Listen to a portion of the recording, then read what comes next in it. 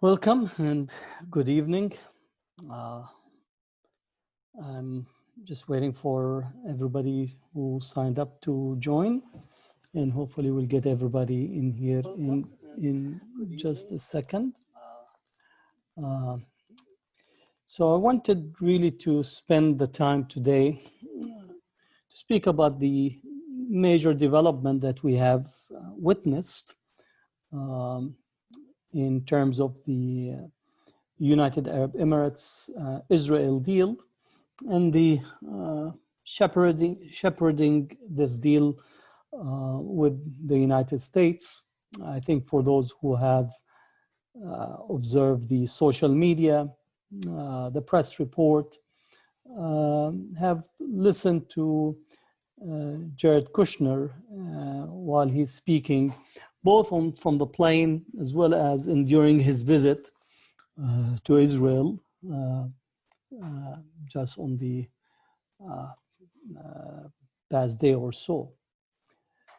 And to begin with, one has to say that this is a significant development in relations to the Arab-Israeli rapprochement or normalization. That this is another country that normalizes relations with Israel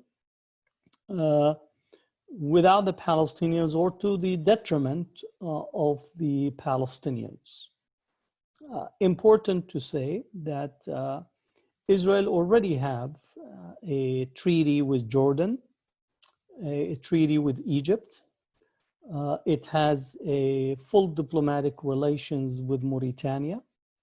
It has diplomatic relations with Indonesia and Turkey, which has the long-standing relations with Israel. So those are all formal relations.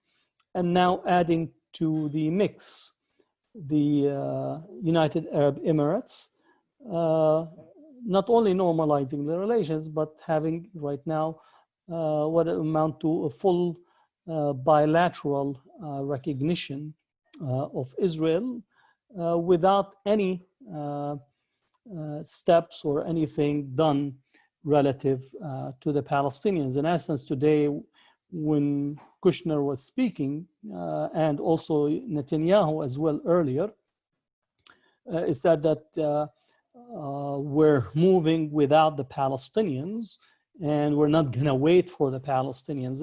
In essence, what he's indicating that the Palestinian-Israeli peace track, and in here using peace as metaphorical, because again, Israel has been engaged in constant undermining of the two-state solution or the Palestinian-Israeli track that started from Oslo.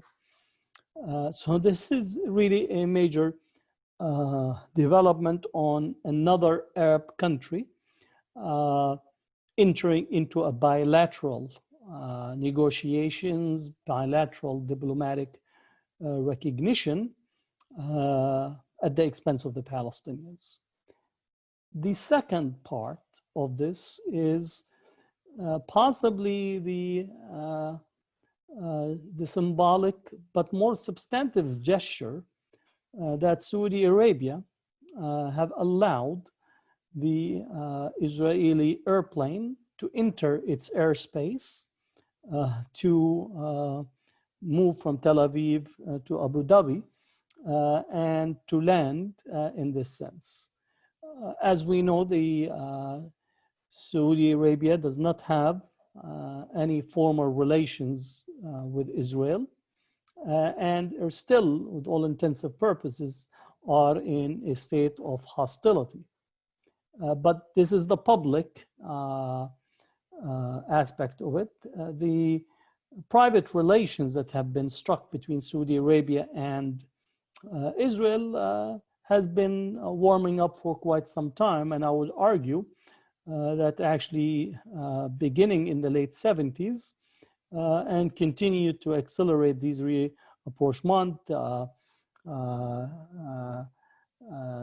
de facto recognition of each other, and also working in a variety of areas to cooperate between Israel and Saudi Arabia, and then really pushing further post 9/11, post the invasion of Iraq, that the relationship became very cemented in this sense. So which indicate that regional configuration points to, if not Saudi Arabia already accepting some type of relations with Israel, it does point to see whether the United Arab Emirates and Israel relations would not generate the backlash in the region, and thus it's a test balloon to see if Saudi Arabia can follow suit. And it would not be surprising between Mohammed bin Zayed and Mohammed bin Salman that their competitive attempt to place themselves in the leadership status in the Arab world. And this seems to be that the leadership of the Arab world has to be imprinted, supported, and sanctified by relationship with Tel Aviv. So gone are the days where the assertion of Arab independence, Arab sovereignty, Arab anti-colonial or decolonial, all that has been set aside. It's a mad dash toward Tel Aviv, with the understanding that getting the blessings and the acceptance by Netanyahu and Israel is the fastest and easiest way to actually possibly get the United States relations and acceptance, as well as military support and security support for the region. So the fact that Saudi Arabia and the government allowing an Israeli plane to enter their airspace in its way to United Arab Emirates to usher in this diplomatic relations between Israel and the United Arab Emirates. So this is also another major development that puts Saudi Arabia, the largest member of the Gulf Cooperation Council, the United Arab Emirates, and one can actually only contemplate that the next step most likely would be Bahrain, followed by Oman, to go down that route of bilateral relations with Israel.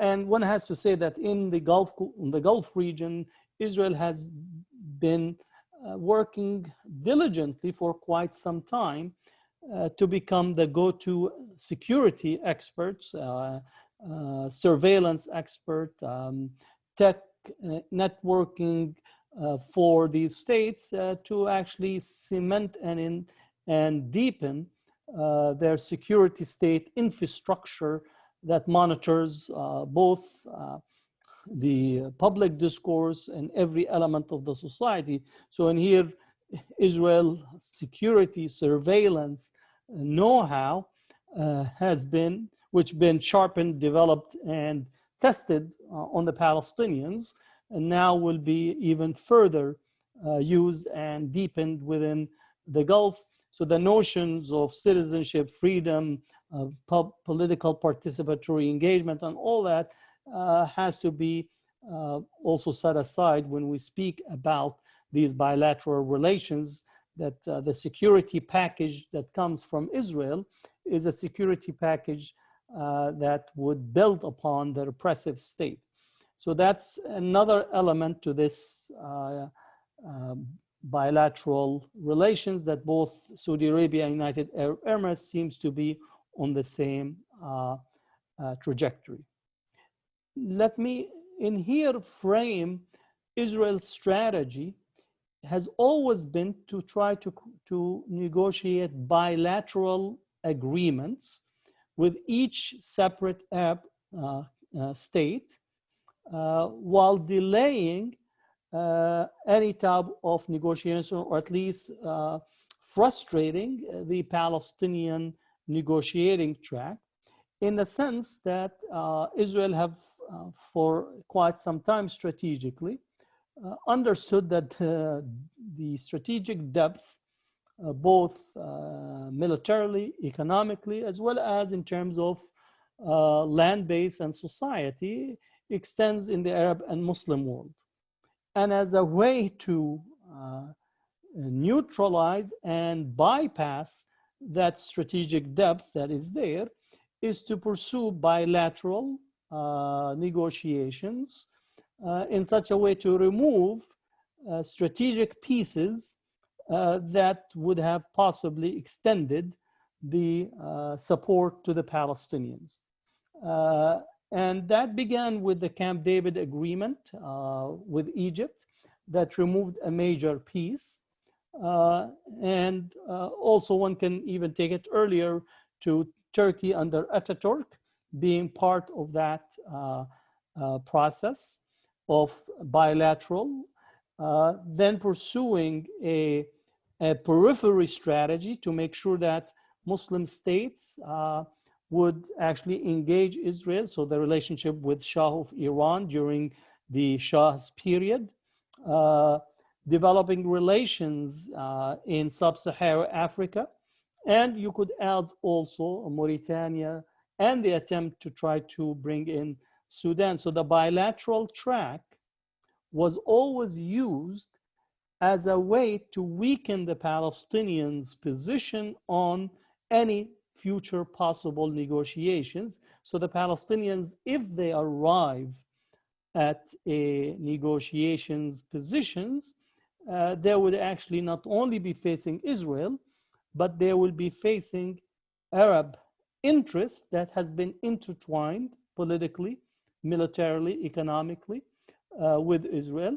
And as such, Palestinians' position will be weakened in that way. And I would say that for sure the Egypt's agreement, Jordan's agreement, and now United Arab Emirates agreement has weakened the positions of Palestinians in the negotiations, because you have asymmetrical power relations between Israel as an occupying power supported by the United States as the only superpower that is current in the world.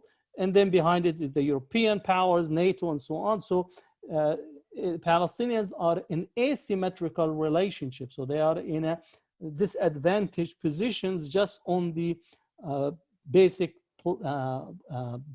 playing field, that they're at a disadvantage. Adding to it right now, that disadvantage have been accelerated over the past few years to such an extent that the Palestinians are left without a deep strategic cover. Now, this is not to say that all the picture is completely bad. There are a number of countries that have continued to champion, or at least not champion, but continue to express a principled position vis-a-vis Palestine. I think the position of Qatar in here, Turkey, even though that they have diplomatic relations with Israel that was inherited from the Ataturk period. I think the position of Malaysia has been very, very strong, the position of Tunisia, and also other countries that continue to express solidarity and on a principled position. And also, I don't want to actually leave out Kuwait, which has, again, it's even though it's part of the Gulf and the Gulf Cooperation Council, it has a vibrant political parliament. It has a really robust debate, and it has a considerable engagement by the Sudanese, by the Kuwaiti civil society. And then also we could add Sudan, even though that is going through political transformation. But on the core issues that these bilateral negotiations are undertaken, or bilateral relations and negotiations are taken strategically as a way to weaken the depth of support for the Palestinians. And that's why Netanyahu have the audacity to stand that we're not going to wait for the Palestinians. But even though that the picture, as we see it, is unfolding in that way, we should not mistaken these bilateral relations and diplomatic agreements to say that the Palestinian position or the Palestinians' demands have been changed. The core issue still is inside historical Palestine. No matter what bilateral negotiations have been achieved, that the core issue where the Palestinians are not going anywhere. I'll tell this to Netanyahu or Jared Kushner, who is the unqualified diplomatic representative for Trump. He has no qualification whatsoever other than being a major supporter of settler and settlements, and Netanyahu used to spend his time at his house when he used to visit the United States. So his qualification, again, he's the representative of Israel in the United States and facilitating with the Ambassador Friedman, really their representative of the settlement movement rather than anything else. But Palestinians in this sense are not going or changing the fundamental pillars of their cause as we speak. Now, the second point I wanted to point to the contradictions or the obvious contradictions that we witnessed with the landing of the plane.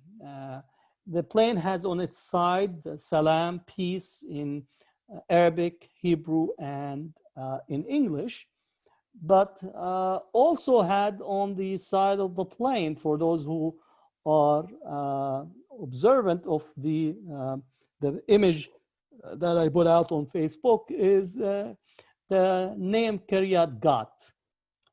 And this is actually very illustrative of what the history that even as Israel attempted to celebrate the day of striking relations, diplomatic relations with the United Arab Emirates, and possibly celebrating some future or ongoing trade deals, that settler colonialism re-emerged right there on the plane. Kiryat Gat is it's a settlement. Again, we don't often use settlements for the 1948 areas because these were colonies that emerged and ethnically cleansed. This was founded in 1954, actually much earlier. The area in there, or the cluster of villages, was founded upon a village, an Arab Palestinian village in there that was completely ethnically cleansed in 1949 after the 1948 war, the Nakba. And as the Kiryat Gat began to expand, it actually took over some other lands that has been taken from the Palestinians, populations expelled, removed, transferred out in order to create what you have now. And now it's actually, it's called a city, that it's actually its status in 1972 has been expanded into a city status.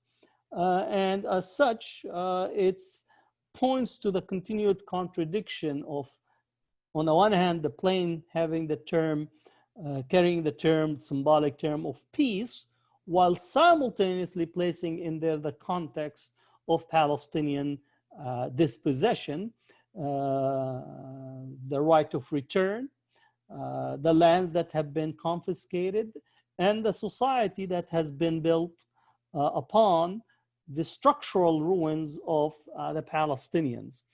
This also, Kiryat Gat was also took in Russian immigrants that came after the collapse of the Soviet Union. So not only that the plane or Israel was content to come and land in an Arab city to create diplomatic relations, but also symbolically nodding toward the lands, the areas, and the regions that have been taken from the Palestinians, in essence, almost celebrating the dispossession of the Palestinians. Let me assure you, the Palestinians are coming back. The right of return is not going anywhere. There is no sunset clause for acts of dispossession and for acts of genocide, for acts of ethnic cleansing. So for all those who are possibly listening, worrying, and so on, I, for one, am very, very optimistic still that these relations that were being done undercover or behind closed doors or in hotel rooms and conferences, whether it's in London, France, Switzerland, Oslo, or the United States or Canada, now there is no need to actually be hypocritical while speaking voices and statements of support and solidarity, while in reality continue to coordinate and undermine Palestinian rights all along for quite some time. So in this sense, all is out in the open. That's positive. But the second is that I would say to the United Arab Emirates and to the Israelis and to Jared Kushner and whomever was with him on that plane when he took the selfie, maybe he used the selfie as a way to both to instigate, but also really a juvenile act to say that Palestinian right is not measured by whether you formulate these relationships and what you assume to be breakthrough versus really the expressed foundations of the Palestinian cause. The second aspect of it is that the gap or the distance between these Arab governments and Arab ruling elite or Arab families that are ruling, the distance between them and the broader Arab and Muslim world and the populations is growing rapidly. And the betting on the relationship with these families with flags and ruling elites that have really not managed to enter into any form of representative type of political process, participatory process, engagement and respect of citizenship. So Israel will continue to be an object of opposition at the core level of values in the Arab and Muslim street. And they're tying their wagon, I don't want to say tying their camel, because the camel is a valued animal for Arab and historical consciousness, tying their wagon, tying their settler colonial wagon to increasingly authoritarian, despotic elites that the future is not connected nor it is representative of what the hopes and aspirations of the region. So in this sense, that gap is actually far more important, and all polling and all data still points to the profound solidarity that is expressed by the Arab and Muslim population across the world in this sense. And that shows that as Kushner went around with Pompeo to try to get some other Arab countries to even join in this celebration, they attempted to twist the hands of Sudan. There's been an effort to try to get Pakistan, and I know there's some among the Pakistani elites who have developed back channel relations to Israel and so on. There's been effort to try to get them.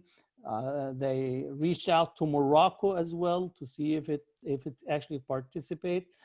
Even those countries that signed the treaty were not part of the celebration or ceremonies overall. So this seems that the picture is not as clear or celebratory as both Kushner, Netanyahu, and others are undertaking. So that's very important for me in terms of both the Kiryat Gat, which is on the plain, and the contradictions and the symbolic references there, but more importantly, where the Arab and Muslim world is at this moment. The third piece, which I wanted to speak a little bit, is that we know the concept of Christian Zionism, which is again segments of the evangelical movement, if not also some others that are impacted by the discourses of the evangelical Christians that have built on this theology of preparing the ground, having some aspect to it in the late 19th century, early 20th century, dispensationalist theology that gets to be one of those foundational elements that we are in a stage of preparation for the second coming of Jesus. And one of those steps is the return of the Jews and supporting the Jewish population in recreating Israel, which would bring about or hasten the bringing back of the second coming of Jesus. That declined a little bit in certain period, but then picked up steam post 9/11, in my view, if not a little bit before, as well as Israel using its relationship with the evangelists, both to track on this theological, but also to use Islamophobia as a way to rally US evangelists in particular in support of Israel, and using theology, speculative theology. And we see it, those individuals, churches that believe in rapture theology, and using it as a way to say that we're about to enter into this seventh stage, which would usher in 1,000 years of peace when Jesus comes back. But the question is, what happens to the Jewish population? That is downplayed, because again, that theology in essence posits that 2/3 of them will be killed and then 1/3 will convert. So evangelists who are using Christian theology or the speculative theology are doing it for their own interest, even though that they're expressing support and sometimes affinity to Israel and Zionism. They're doing it for purely theological, self-interested. They're just frothing at the mouth that Jesus is coming, and when he comes, we're just basically going to eliminate anyone that does not come into our understanding, our belief, which includes Muslims and Jews as well. But that's aside, I'm arguing that there is definitely an emergence of Islamic or Muslim Zionism. Muslim or Islamic Zionism also has some history to it.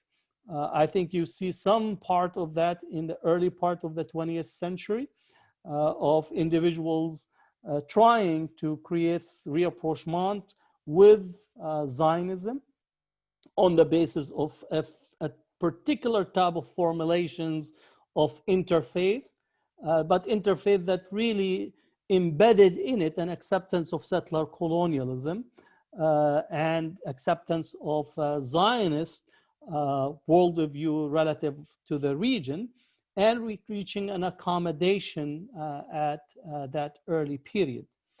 But increasingly, I would say in the 80s, beginning in the 80s, and accelerating for sure post 9/11, this notion that begins to articulate certain aspect of Islamic text to facilitate an accommodationist and normalization, what we call in Arabic التطبيع الديني.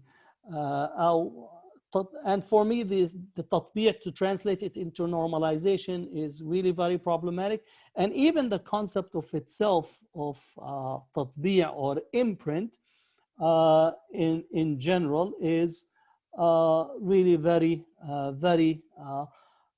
problematic as such.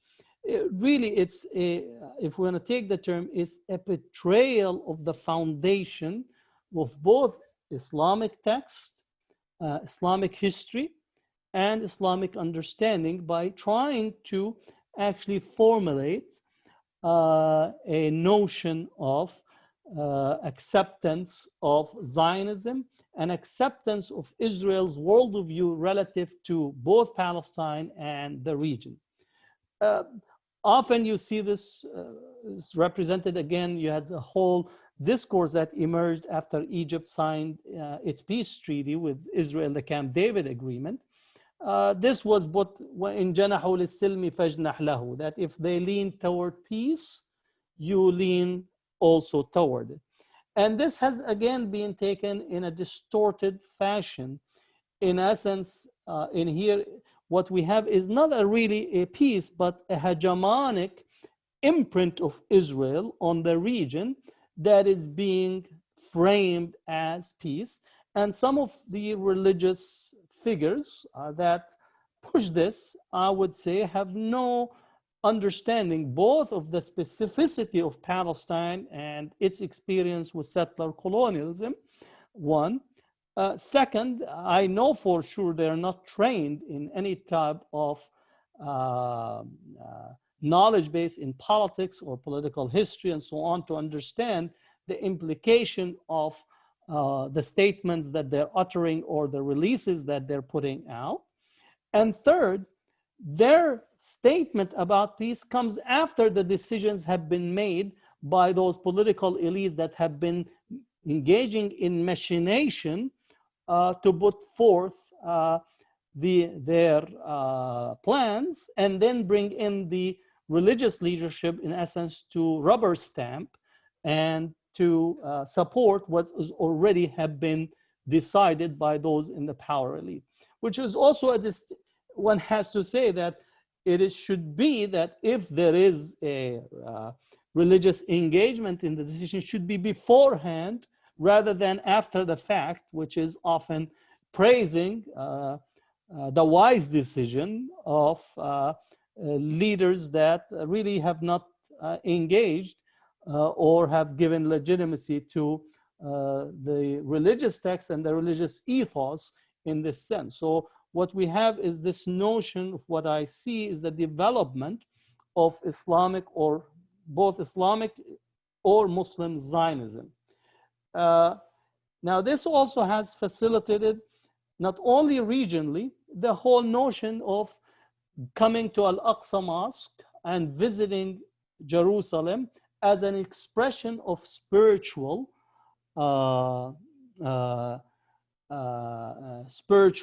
affinity to Al-Aqsa Mosque and Jerusalem, but doing so without the prerequisite articulation and understanding that you are visiting an occupied area, and also that this visit is being facilitated by an occupying power. And I'm speaking about these individuals that are engaged in the normalization pattern and using religious text, in essence, that we're coming to Jerusalem to pray and to ask God to assist and help, and to really the problem of the Muslims are the problem of spiritual status or spiritual dimension. And in here, I am all for spirituality, I'm all for purifying the self, I'm all for thinking of the metaphysical, but the metaphysical has to be directly connected to the material principle understanding and engagement. Meaning that spirituality and a spiritual discourse should not be at the expense of that outward that is determined by the contours and the principles of Islamic law. It is illegal under Islamic law to visit an occupied land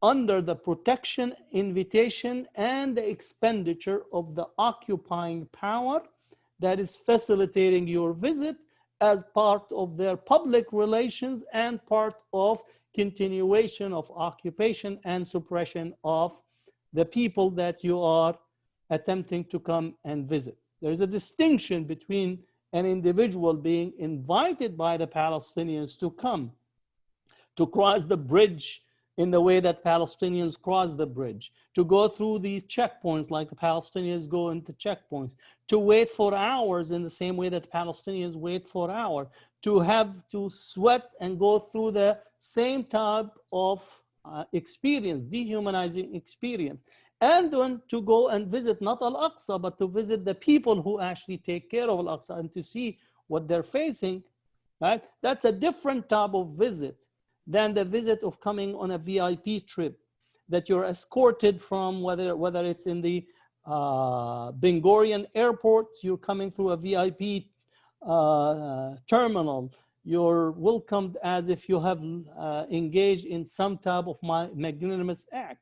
Or if you go through the bridge on the north part on the West Bank, crossing in the VIP crossing, to arrive, and then all your encounters are either with functionaries of the occupying Zionist army or their representative, or the hand-selected Palestinians that are actually part of cementing the credibility and authenticity of Israel being at a higher level of civilizational discourse. So for me, that is part of Muslim Islamic Zionism, that its role is not to challenge Israel, is not to challenge Zionism, it's not to speak of settler colonialism, is not to speak of BDS. It is actually to numb both itself and numb those who would support the Palestinians, those who would actually continue to build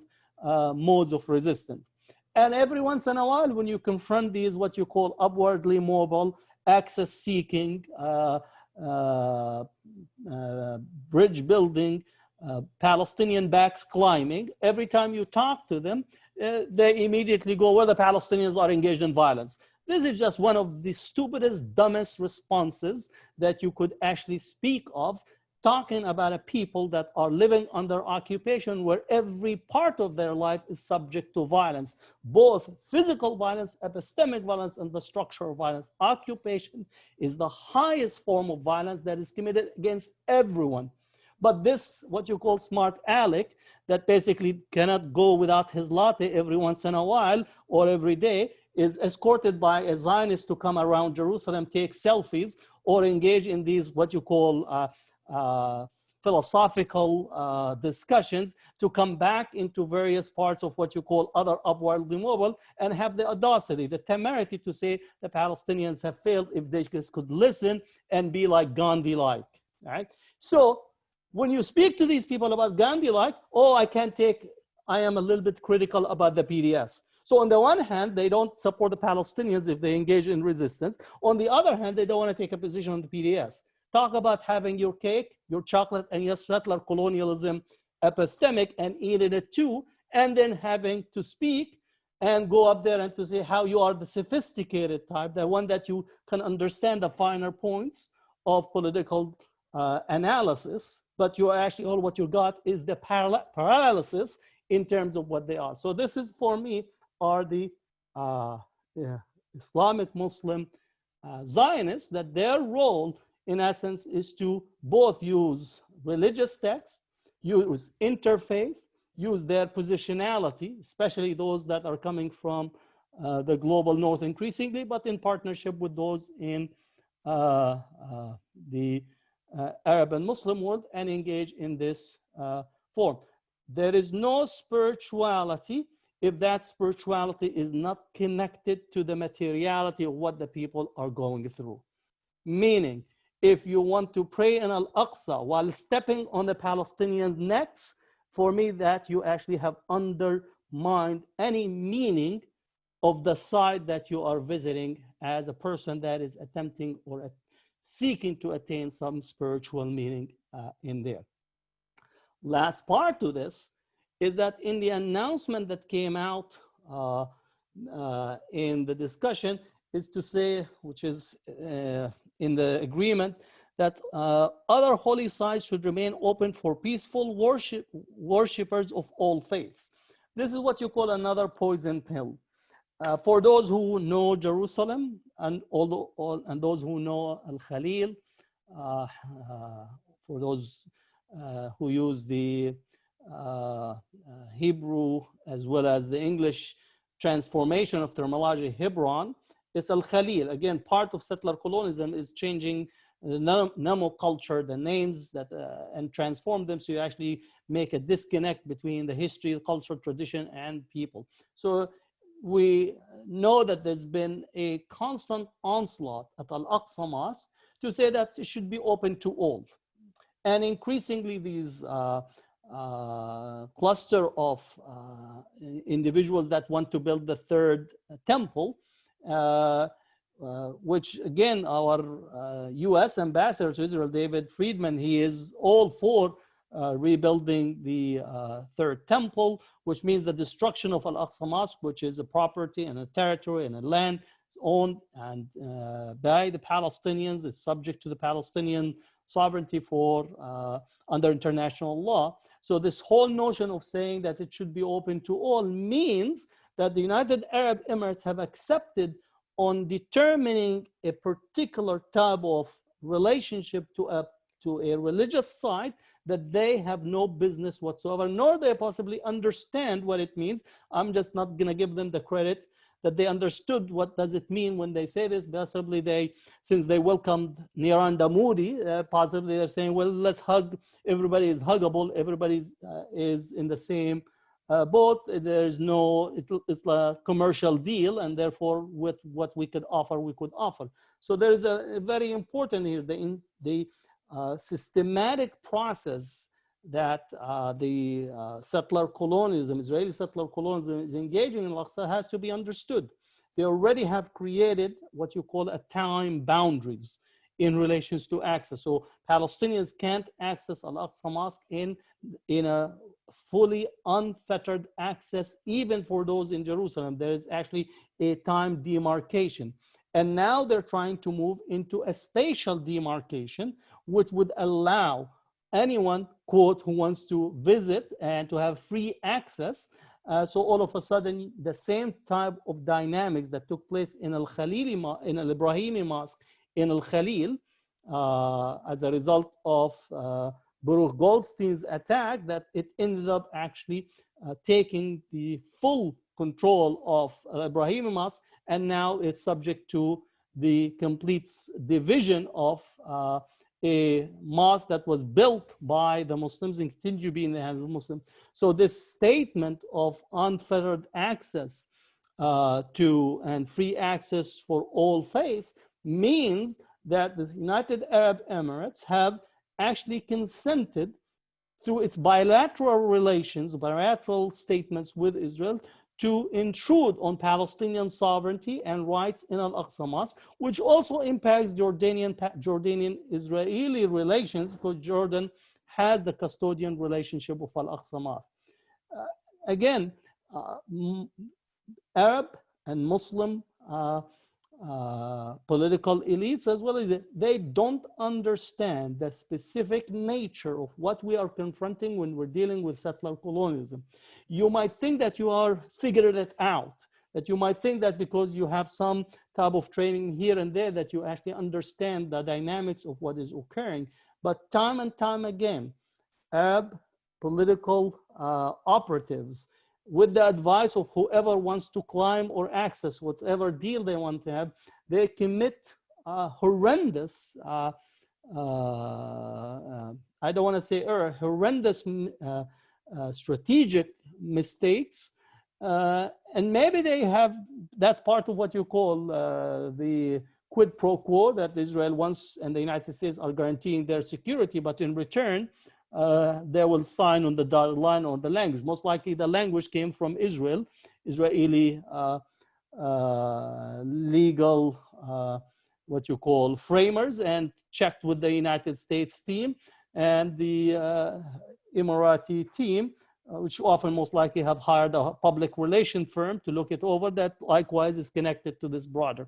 So again, what they have given and expressed in this instance is another knife in the back of the Palestinians and in the back of the rights and the understanding of Palestinians relative to Al-Aqsa Mosque. And that's something that we have to continue to watch and to see exactly how Israel will approach its next steps relative to the rights of Al-Aqsa Mosque, because it seems to be a very deliberate effort. And this effort is actually being shared between the settler, millenarian, end of time, evangelical, as well as their settler counterparts. It seems that they want to twist God's hand to bring about Armageddon in order for the ushering in of the second coming of Jesus. All this is a speculative theology. All of it is just basically individuals that are twisting religious texts, interpreting religious texts to fit their own strategic political reality of the here and now. And what we need is both to expose it and also not to allow Muslim Zionists to actually jump on the bandwagon for their own interests, because again, some of them do have these notions of that this is what end of time scenarios from their own perspective. And in the meantime, all are just contemplating and putting forth their own narrowly constructed and distorted, both theology on the one hand, distorted theology, distorted understanding, but also mistaken political steps in this sense. My recommendation is for anyone that is having some religious understanding and access to religious text, saying, I don't know, is the best position for you right now when it comes to how you deal and approach Palestine. And if they ask you to go and do things that you are not qualified for, just say, I'm unqualified. I will actually go. Even if you believe this is the end of time, the Prophet ﷺ said for you to go up to the mountain and hold onto a branch or a trunk of a tree. And I'll tell you, I could send you lots of trees if that's what you're interested in, especially at this time. And whatever tree you want, I have it, but I recommend olive tree, fig tree, or some of those trees that are nice. And also if you want some sheep, because also the recommendation is for you to chase your sheep up in the mountain. So I would recommend, my recommendation is to forward for you what the Prophet said. If you think that we're in the end of times, then this is my recommendation for you and anyone that think that they're gonna figure it out because all of a sudden they have used some aspect of their machinations in partnership or in relations with some of these Zionist figures, Zionist organizations, and Zionist facilitation. So that's all I wanted to really speak about this subject today. And this is my view of what is occurring. And if anything, I do believe that if this continues, that Israel will just feel more hegemonically empowered and will continue to flex its muscles again.